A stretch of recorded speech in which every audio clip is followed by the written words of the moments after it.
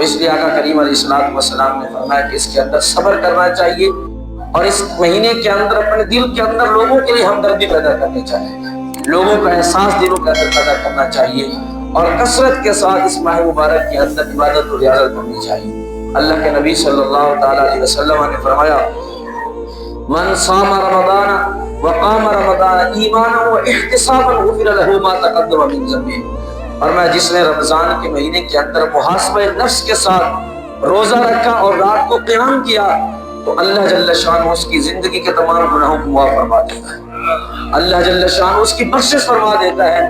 شرط کیا ہے کہ محاسبہ نفس کے ساتھ روزہ بھی رکھنا ہے، دن کو بھوکا رہنا ہے، صبح سے لے کر طلوع فجر ثانی سے لے کر غروب آفتاب تک کچھ نہیں کھانا، کچھ نہیں پینا، اپنے آپ کو بھوکا رکھنا ہے، اور رات کے اندر پھر مغرب کی نماز پڑھی، تھوڑا سا وقت ملا ہے، پھر اللہ فرماتا ہے کہ تم عشاء کی نماز نماز کھڑے ہو جاؤ اور 2 گھنٹے کی نماز تراویح پڑھنی ہے۔ لیکن ہمارے دل کے اندر یہ حسرت ہوتی ہے کہ جلدی جلدی تراویح ختم ہو جائے۔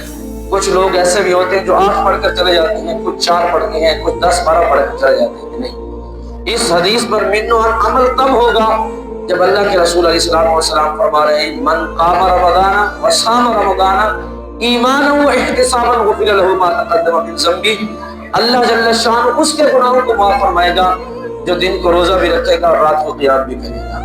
20 رکعت تراویح جو ہے یہ سنت ہے اور سنت مؤکدہ ہے، جس کو پڑھنا چاہیے، اس کے اندر غفلت نہیں کرنی چاہیے، اور کوشش کرنی چاہیے کہ پورا قرآن کریم جو ہے وہ سنا جائے۔ ظاہر ہے 20 رکعت تراویح پڑھیں گے کسی امام کے پیچھے، کسی قاری صاحب کے پیچھے، تو تب جا کر ہمارا قرآن کریم جو ہے وہ مکمل ہوگا۔ نبی پاک علیہ الصلوۃ والسلام کثرت کے ساتھ اس ماہ مبارک کے اندر عبادت اور ریاضت کرتے۔ حضور علیہ الصلوۃ والسلام کے صحابہ اپنے سارے کام چھوڑ دیا کرتے تھے، جنہوں نے تجارت کرنی ہوتی 11 ماہ تجارت کرتے، اپنے قافلے جاتے، وہاں سفر کرتے، لیکن جب رمضان کا مہینہ قریب آ جاتا سارے سفر جو ہے ان کو مؤخر کر دیا جاتا، ختم کر دیا جاتا، اور صحابہ کرام اپنے سارے کاروباروں کو تالا لگا کر مسجدوں کا رخ کرتے، اور صبح شام مسجد کے اندر رہتے، دن بھر روزہ رکھتے، رات کو قیام کرتے، قیام اللیل ہفتہ 2 گھنٹے کی تراویح پڑھتے ہیں۔ صحابہ کرام پوری رات کھڑے رہتے تھے۔ نبی پاک علیہ الصلوۃ والسلام اتنا جذبہ پیدا کرتے تھے صحابہ کرام کے اندر کہ پوری رات مسجدوں کے اندر صحابہ کھڑے ہو کر قیام کیا کرتے تھے۔ یہ تھا، اور اللہ کے رسول علیہ الصلوۃ والسلام آپ کے چہرے کے اوپر روب آ جاتا، یعنی اللہ جل شانہ کا خوف اور خشیت اتنی طاری ہو جاتی۔ سیدہ عائشہ صدیقہ رضی اللہ تعالیٰ عنہ فرماتی ہے جب بھی رمضان کا مہینہ آتا ہم حضور کے چہرے مبارک کو دیکھتے تو حضور کے چہرے کا رنگ متغیر ہو جاتا، کیوں؟ اللہ جل شانہ کا رنگ آقا کریم علیہ الصلوۃ والسلام پر چڑھ جاتا۔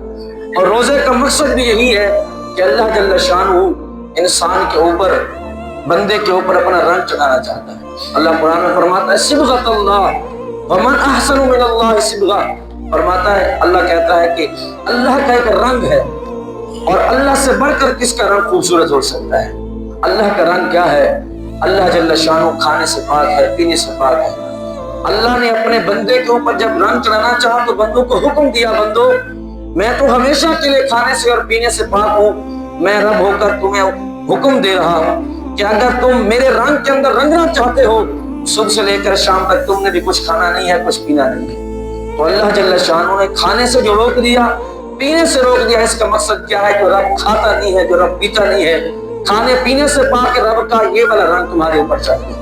اور پھر اللہ جل شانہ اللہ لا الہ الا هو الحی القیوم لا تأخذہ سنہ ولا نوم، اللہ وہ ہے جس کو نہ نیند آتی ہے نہ اونگ آتی ہے، اللہ نیند سے پاک ہے۔ تو اللہ نے فرمایا کہ میرے بندوں کے اوپر میرا یہ والا بھی رنگ چڑھ جائے، تو اللہ جل شانہ نے بندوں کو حکم دیا کہ رات کو کھڑے ہو کر تم نے بھی عبادت کرنی ہے، تم نے اپنی زندگی کا کچھ حصہ نکال کر، کچھ وقت نکال کر تم نے میری بارگاہ کے اندر کھڑے ہونا ہے، اور تم نے مصلی پہ میری بارگاہ کے اندر اپنی جبین نیاز کو جھکانا ہے۔ جب تم کھڑے ہو کر قیام کرو گے تو میرا یہ والا رنگ بھی تمہارے اوپر چڑھ جائے گا۔ تو اللہ جل شانہ فرماتا ہے کہ اللہ کا رنگ ہے، اور اللہ اپنے بندوں کے اوپر یہ رنگ چڑھانا چاہتا ہے۔ تو رمضان کے مہینے کے اندر رنگ کیسے چڑھے گا؟ کہ جب دن کے اندر ہم روزہ رکھیں گے اور رات کو ہم نماز تراویح پڑھیں گے۔